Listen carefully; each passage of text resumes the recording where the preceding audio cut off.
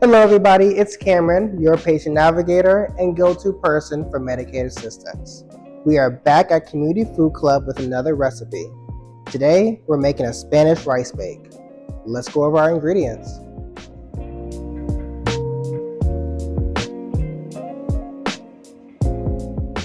Alright, so we have some long-grained rice, an onion, preferably small, green pepper, some cumin, some light brown sugar, some cheddar cheese, and then most of you have salt and pepper. So we got most of these ingredients from Community Food Club, so everything up to this point. And then again, most of you have salt and pepper. And then we got the Worcestershire sauce, however you want to say it, some ground sausage, and some Rotel diced tomatoes and green chilies. We got these from the dollar store. Right, so next we're gonna go ahead and measure everything out. And I should be able to snap my fingers and... Alright, now all of our ingredients are prepped. You will need a cup of water, a can of tomatoes, preferably with chilies or chilies on the side, a half cup of onion, 1/3 cup of rice, a little over 1/4 cup of diced bell pepper, and then 1 teaspoon salt, 1 teaspoon brown sugar, a half teaspoon cumin, and then a sprinkle of pepper. And then a splash of Worcestershire sauce, or however you pronounce it. Alright, let's get started. Alright, and then to a skillet that you have over medium-high heat, you're going to add your ground meat. I'm using ground sausage, but you can also use ground beef or ground pork, whatever you want. And then as it starts browning and releasing its fat, you want to soak up the fat with like some paper towel, just so you can discard it. And I'll see you when it gets brown. Alright, so the ground sausage is nice and brown. We're going to go ahead and add it to a large pot that's over medium-low heat. So go ahead and add in your ground sausage or your ground beef. Set the pot aside. And then you're going to add in your other ingredients. Add your onions, add your tomatoes, add your bell pepper, add your spices, Worcestershire sauce, your rice, and your water. You're just going to give that a little stir, just so that the rice can really get all the moisture it can. You're going to bring it up to a simmer, but if you feel like you need a little bit more water, just add a little more water, about a cup or a half cup.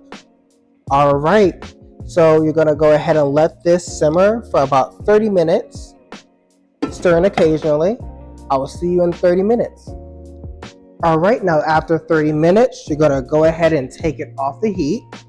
Ooh, that looks good. It's nice and bubbly. All right, it should look about like this. There's a little bit of water still in there. I'm not sure if you can see it. There is still a little bit of liquid in there, but that's okay. Now we're going to go ahead and dump this into a casserole dish.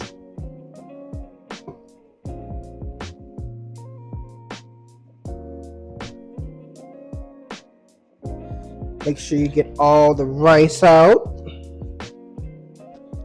You want to smooth it out. Press it down firmly. You want to get it as flat as possible. Next, you're going to add about a half cup of cheese. And then just sprinkle that on top.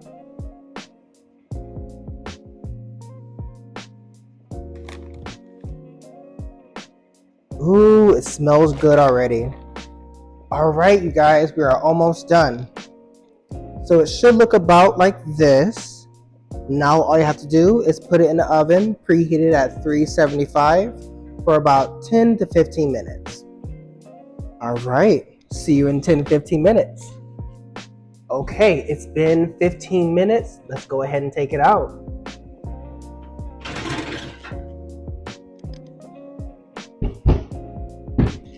You want to go ahead and let it cool for 5 to 10 minutes, just so you don't burn your mouth. All right, I've let this cool down for about 10 minutes. Let me show you guys what it looks like. Look at that. Nice and cheesy, looks satiating. All right, let's try it. Let me get a section with more cheese on it. To be honest, it is more wet than I would have liked. But let's give it a taste. The spice is there. The flavor is there. But I'm gonna be honest with you guys. The rice is not cooked through.